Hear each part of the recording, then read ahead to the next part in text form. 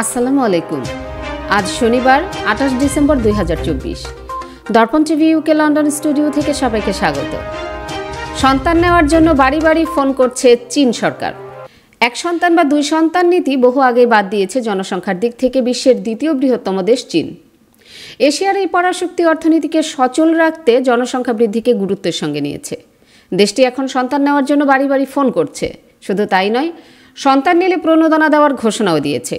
British সংবাদ মাধ্যম financial Times এক প্রতিবেদনে এই খবর জানিয়েছে। প্রতিবেদনে বলা হয়েছে, ১৪০ কোটির দেশ চীনে বয়স্ক জনসংখ্যার তুলনায় তরুণের সংখ্যা অনেক কমে গেছে। এর প্রভাব পড়ছে অর্থনীতিতে। এর কারণে নানাভাবে প্রণোদনা দিয়ে তরুণদের সন্তান নিতে উৎসাহিত করতে চেষ্টা করছে দেশটির সরকার। তরুণ প্রজন্মকে প্রেম, বিয়ে ও সন্তান ধারণে উৎসাহী করতে ব্যাপক প্রচারণা চালাচ্ছে। বিবাহিত নারীদের ফোন করে সন্তান ধারণের পরিকল্পনা সম্পর্কে জানানো হচ্ছে। একাধিক সন্তান নেওয়ার জন্য বাবা মাকে আর্থিক প্রণোদনা দিচ্ছে স্থানীয় সরকার। স্থানীয় কর্মকর্তারা বিবাহিত নারীদের ফোন করে তাদের পরিবার পরিকল্পনা জানতে চাইছেন।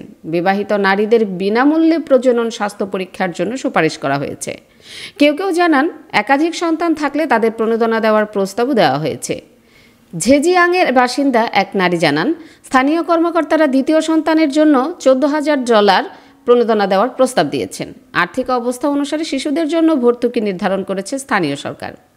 এছাড়া বিয়ের প্রতি ইতিবাচক দৃষ্টিভঙ্গি, প্রেম, সন্তান ধারণ ও পরিবারের গুরুত্ব বোঝাতে কলেজ ও বিশ্ববিদ্যালয়গুলোতে প্রেম শেখানোর কোর্স চালু করার আহ্বান জানিয়েছে সরকার।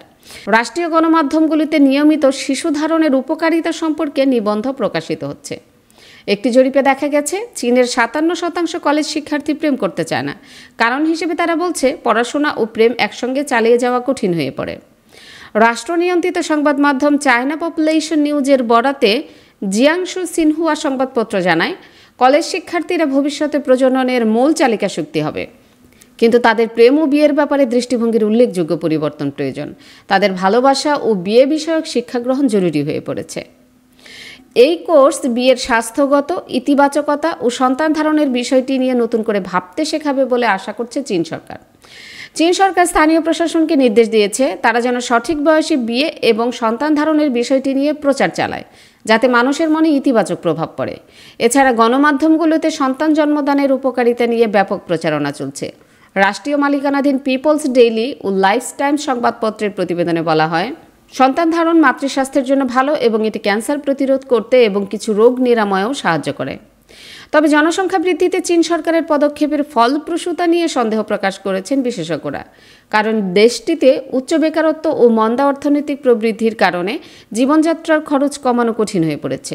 গত মাসে স্থানীয় সংবাদ মাধ্যমে দেওয়া এক সাক্ষাৎকারে অর্থনীতিবিদ রেন জিপিং জানান, চীনের ৩টি প্রধান জনসংখ্যা সমস্যা রয়েছে। এগুলো হলো প্রৌঢ়ত্ব, জন্মহার হ্রাস ও বিবাহের হার কমে যাওয়া। একদিকে সন্তানের সংখ্যা কমছে, অন্যদিকে বয়স্ক মানুষের সংখ্যা বাড়ছে। দীর্ঘ সময় ধরে এক পরিবার এক সন্তান নীতি কঠোরভাবে মেনে চলেছে এশিয়ার পরাশক্তি চীন। অর্থনীতিকে ত্বরান্বিত করতে ১৯৭৯ সালে এক সন্তান নীতি চালু করে দেশটি। ক্রমেই জনসংখ্যা কমতে থাকলে ২০১৫ সালে ২ সন্তান নীতি চালু করে। এরপরও জনসংখ্যা আশানুরূপ না বাড়ায় ২০২১ সালে ৩ সন্তান নীতিতে যায় চীন। ক্যালিফোর্নিয়া বিশ্ববিদ্যালয়ের চীনা জনসংখ্যা বিশেষজ্ঞ ওয়াং ফেং বলেছেন, জনসংখ্যা নিয়ন্ত্রণে ১৯৮০ সালে এক সন্তান নীতি গ্রহণ করেছিল চীন। ৩৫ বছর ধরে দেশটিতে এই নীতি প্রচলিত থাকায় এর একটি সামাজিক প্রভাব রয়েছে। ফলে এখন এসে যখন একই রাষ্ট্রযন্ত্র বা ক্ষমতা ব্যবহার করে জনসংখ্যা বৃদ্ধির চেষ্টা করলে তা আলোর মুখ দেখবে না। জমি নিয়ে হয়রানি আর নয়। পূর্বাচল প্রবাসী পল্লী লেআউট প্ল্যানের মধ্যে দিচ্ছে আপনার পছন্দের জমি মূল্য পরিশোধের সাথে সাথে রেজিস্ট্রেশনের সুবিধা। প্রবাসী পল্লী গ্রুপ, প্রবাসী ও স্বদেশীদের জন্য। কি আপা, দেখে চলতে পারেন না?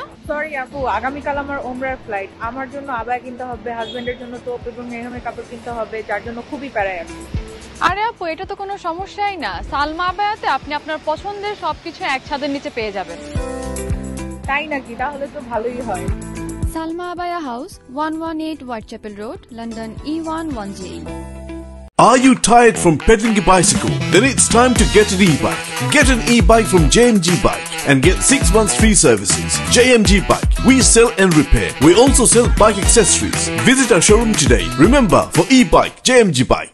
24 ঘন্টা সপ্তাহে 7 দিন আকর্ষণীয় এক্সচেঞ্জ রেটে সমগ্র যুক্তরাজ্য থেকে বাংলাদেশে টাকা পাঠান আইএফআইসি মানি ট্রান্সফার ইউকে লিমিটেডের মাধ্যমে।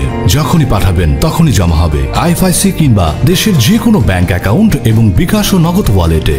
মানি ট্রান্সফার করতে সার্বক্ষণিক আছে আমাদের মোবাইল অ্যাপ এবং আপনার নিকটস্থ অনুমোদিত এজেন্ট। বিস্তারিত জানতে কল করুন 020-7247-9670 নম্বরে।